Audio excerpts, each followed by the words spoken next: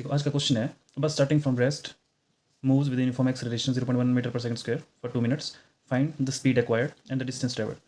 सबसे पहले ना इस क्वेश्चन को समझो कि एक बस है, ठीक है, वो रेस्ट पे थी। अब जब रेस्ट पे है तो मतलब उसकी स्टार्टिंग वाली वेलोसिटी कितनी हो जाएगी 0 metre per second initial velocity. और रेस्ट पे थी तो उसने चलना स्टार्ट किया, लेकिन जब उसने चलना स्टार्ट किया तो उसके अंदर एक्सेलरेशन कितनी थी 0.1 मीटर पर सेकंड स्क्वायर और यूनिफॉर्म एक्सेलरेशन थी। ठीक है, मतलब जब तक चली होगी तब तक यही एक्सेलरेशन उसके अंदर रही होगी। और कब तक चली है 2 मिनट तक।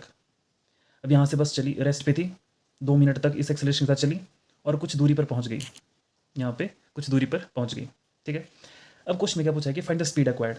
जब ये यहाँ से चलना स्टार्ट उसने किया होगा तो यहाँ तक जब पहुँची हुई तो उसके बीच में उसकी स्पीड कितनी थी, मतलब वेलोसिटी कितनी थी उसकी यहाँ तक, और उसने यहाँ से यहाँ तक कितना डिस्टेंस कवर किया होगा वो हमें पता करना है बस। देखो सबसे पहली बात तो जब गाड़ी यूनिफॉर्म एक्सेलरेशन से मूव करती है तो आपको सबसे पहले ध्यान रखना है कि जब भी गाड़ी यूनिफॉर्म एक्सेलरेशन से मूव करे तो यहाँ पे मतलब इक्वेशंस ऑफ मोशन यूज़ होने मतलब यूज़ हो जाती है इधर इस कंडीशन पे। जब भी एक्सेलरेशन यूनिफॉर्म होती है तो इक्वेशन ऑफ मोशन के जरिए हम इजीली कैलकुलेशन कर सकते हैं। तो कौन कौन सी होती है, v is equal to u plus a t, s is equal to u t plus half a t square और v square minus u square is equal to 2as। देखो ये इक्वेशन ऑफ मोशन जनरली इसी condition में use की जाती है कि जब एक्सेलरेशन क्या हो, किसी चीज़ की यूनिफॉर्म हो। तो सबसे पहले क्या करेंगे, हम गिवन लिखेंगे। गिवन में क्या क्या है, सबसे पहले तो एक्सेलरेशन ये है 0.1 मीटर पर सेकंड स्क्वायर, और दूसरा क्या बोला है कि यहाँ पे जो बस थी वो रेस्ट पे थी और रेस्ट के बाद उसने स्टार्ट किया, चलना स्टार्ट किया तो रेस्ट पे थी तो इनिशियल वेलोसिटी कितनी हो जाएगी उसकी 0 मीटर पर सेकंड। ठीक है, और कितने टाइम तक चली है वो 2 मिनट तक।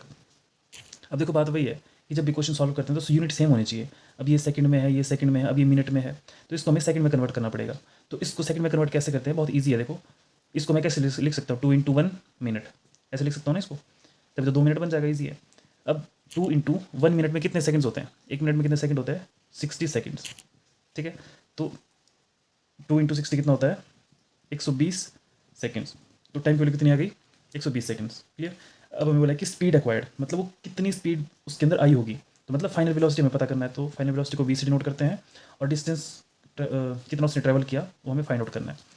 तो सबसे पहले हम क्या करते हैं कि द स्पीड एक्वायर्ड मतलब वेलोसिटी कितनी होगी उसकी वो कैलकुलेट करते हैं। अब देखो वेलोसिटी को कैसे कैलकुलेट किया जा सकता है, हमारे पास 3 फॉर्मूला है, इसमें भी v है, इसमें v नहीं है तो इसको हम यहाँ पे यूज़ नहीं करेंगे। अब इसमें भी v है लेकिन हमें डिस्टेंस भी निकालना है। इसका मतलब यहाँ पे अगर इस फार्मूला को हमें यूज़ करना है तो हमें डिस्टेंस भी पता होना चाहिए, लेकिन डिस्टेंस में पता नहीं है मतलब यहाँ पे ये वाला फार्मूला भी यूज़ नहीं होगा। इसके ज़रिए हम निकाल सकते हैं, v है, u हमारे पास 0 है और एक्सेलरेशन हमारे पास गिवन है और टाइम हमारे पास दिया है। ठीक है, तो v is equal to u plus a t. U कितना है 0, एक्सेलरेशन कितना है 0.1 और टाइम कितना है 120 सेकेंड्स। तो v इज इक्वल टू 0 तो 0 प्लस मतलब यही हो जाएगा, तो इसको मैं ऐसे लिख सकता हूँ 0.1 इंटू 120। अब आपको पता है कि इसको सॉल्व करने का बहुत सिंपल सा तरीका है कि जितने डेसिमल के बाद जितने डिजिट होते हैं उतने नीचे क्या लग जाती है 0। तो इसको मैं ऐसे लिख सकता हूँ 1/10 इंटू 120, मतलब इसको काट के ना नीचे 0 लग जाती है, तो 0 से 0 गया। तो v इज इक्वल टू कितना है हमारे पास 12 मीटर पर सेकेंड, तो हमारे पास वेलोसिटी तो निकल के आ गई। ठीक है, अब उसके बाद हम क्या करेंगे कि दूसरी चीज़ निकालेंगे हम, डिस्टेंस ट्रेवल्ड। अब देखो डिस्टेंस हमने जब भी निकालना है तो हमारे पास 2 फार्मूला है, एक ये वाला फार्मूला, एक ये वाला फार्मूला, है ना। जब हमने क्या करना है डिस्टेंस निकालना है, अब देखो क्या इसके जरिए निकाल सकते हैं हम। वी स्क्वायर हमारे पास v की वैल्यू पता है, u की वैल्यू 0 है पता है, एक्सेलरेशन की वैल्यू पता है, तो ऐसे निकल सकता है। इससे भी निकल सकता है क्योंकि टाइम भी हमें पता है, एक्सेलरेशन पता है, तो इसके जरिए निकाल देते हैं, ईजी हो जाएगा। s is equal to u t plus half a t square. अब u कितना था 0, टाइम कितना था 120 सेकेंड प्लस हाफ एक्सेलरेशन की वैल्यू 0.1 और टाइम की वैल्यू 120 इंटू 120 स्क्वायर है ना ये टी स्क्वायर, तो मैंने स्क्वायर लिख सकता हूँ। तो ये तो 0 हो जाएगी टर्म, फिर आएगा हाफ इंटू 0.1 है तो इसको मैं 1/10 लिख सकता हूँ इंटू 120 इंटू 120। एक 0 से एक 0 गई, 2 से मतलब ये चला गया डिवाइड हो गया, 2 6 12 होता है, तो ये हो जाएगा 120 इंटू 6 एस, और ये कितना होता है 12 6 होता है 72, तो 72 इंटू एक 0 है तो 0 लग जाएगी मीटर, तो ऐसा आ जाएगा 720 मीटर।